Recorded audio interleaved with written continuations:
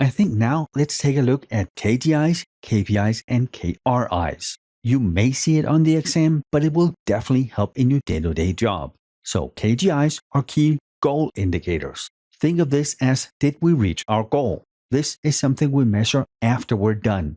We have something in place, and when we reach a certain point or when we're done, we measure how well did we do. In my work experience, it could be when I was an IT project manager.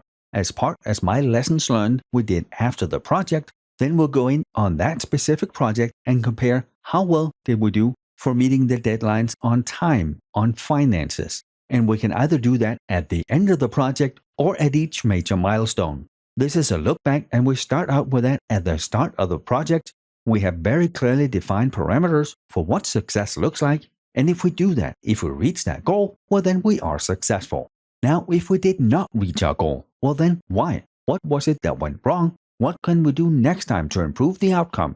And this is not something we do to lay blame. We do this so we can improve our processes, we can improve our workflow, so for the next project, we avoid the same issues. Then we have KPIs, key performance indicators, and that is us measuring how well we do on one specific task. And there is a direct correlation between the goal and the performance. The KGI, the key goal indicator, is the overarching thing that is everything, where the KPI, the performance, is specific and it has a lot more detail. And it's very common to use KPIs across our entire organization. So when I worked at a hospital, that could be, how many admissions do we have?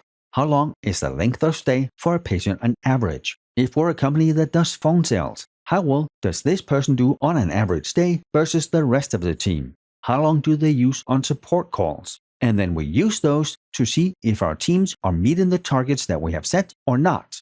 Which then brings us to KRIs, key risk indicators, where some of you have probably used KPIs and KGIs before. I'm assuming many of you have not used KRIs. And we use those to quantify and demonstrate the risk that the organization could be facing or how risky a certain activity is.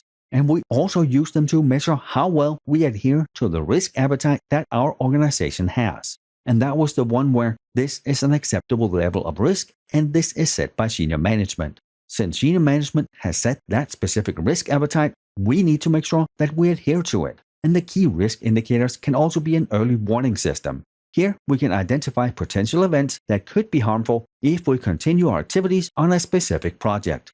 Since we know the risk is there, we can do something about it. And here again, we can accept the risk, we can mitigate the risk, we can transfer it, we can avoid it, but we cannot reject it. And with that, we are done with KPIs, KRIs, and KGIs. Let's continue with risk response and mitigation. At this point, we have identified our risks, we have the full asset inventory, we have done the risk assessment, that has been presented to senior management. Now they get to choose how we respond. At this point, we also update the risk register. Remember, that's that giant Excel spreadsheet that has a list of all the risks and all the pertinent information about that one specific risk. We now implement the countermeasures and lower the risk, which is the whole point of risk management. Reduce the risk to an acceptable level. We could have chosen not to lower the risk, we could have chosen to accept the risk, but we still did the whole risk management process just to be very clear on the ROI, return on investment. If it costs us $250,000 a year if we don't do anything, but the fix is going to cost $1 million, well then we probably leave it as it is. After we have implemented the mitigations, we again update the risk register because the scores are going to be lower. And that brings us then to the next phase, risk and control, monitoring and reporting. And this is kind of a weird convoluted sentence, right? But it is both the risk and the control that we need to monitor and report on. In this phase again here, this is due diligence. The only phase that is due care is risk response and mitigation. This is where we actually act. In this part, we actually do something, we act.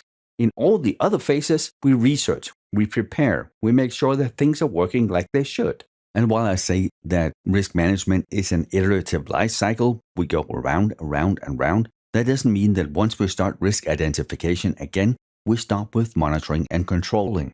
Monitoring and controlling needs to keep going because we need to make sure that the countermeasures we put in place keep being good enough and no new risks emerges. Or maybe the risk just actualizes in a way that we did not expect. So we monitor the risk, we monitor the control, and of course, we do reporting on both.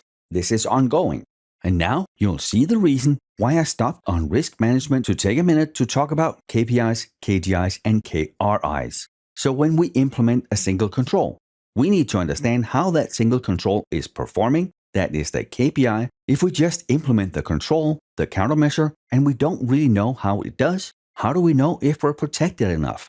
How do we know if we need to implement more controls or different controls? We need to make sure that both we have the right controls in place and they are as effective and as efficient as they need to be. So with the KPIs, we put a number on that control. Now, if you have ever worked with project management or heard about it, you might know that in a lot of projects, we go through one phase, then the next phase, then the next phase. That's not really true for risk management. If we are in a large organization, then it's very likely we're in all 4 phases at the same time because we're not treating all the risks at the same time in the same phase. Some risk might be in assessment, some might be in monitor and control, other risk might be in response, because new threats and new risks emerge all the time. So we go through the identification, the assessment, the response and mitigation, and then monitoring and reporting for that specific risk. When something else emerges, we do it all over. And this doesn't mean that we keep doing thousands and thousands of risk assessments over and over because the process is iterative. I think most places I have worked in would do an annual risk assessment for everything. But then whenever we introduce new things into our environment, new servers, new processes, new applications, then for those applications, processes, and servers, we do the full risk assessment and we add that to the annual plan. The same when new risks emerges. Then the following year, all the things we did since the last risk assessment is rolled into the new one. There could be some exceptions to this if we have systems that are very critical. Ones that, if they don't function or the data gets stolen, we might be forced out of business and have to close as an organization. Maybe here it's every 3 months. So every 3 months, we do the full risk assessment just for those pieces.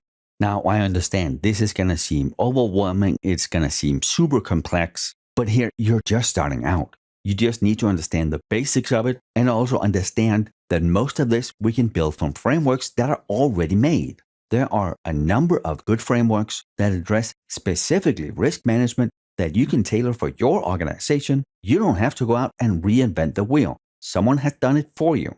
On top of someone having made most of the processes for you, there are also models that measure an organization's risk management maturity. And that really just means how good are we at this? And then they have actionable steps that you can take to get to the next level so your organization can be as good as it needs to be on risk management. And with that, we are done with this lecture. Thank you for being here, and I will see you in the next one.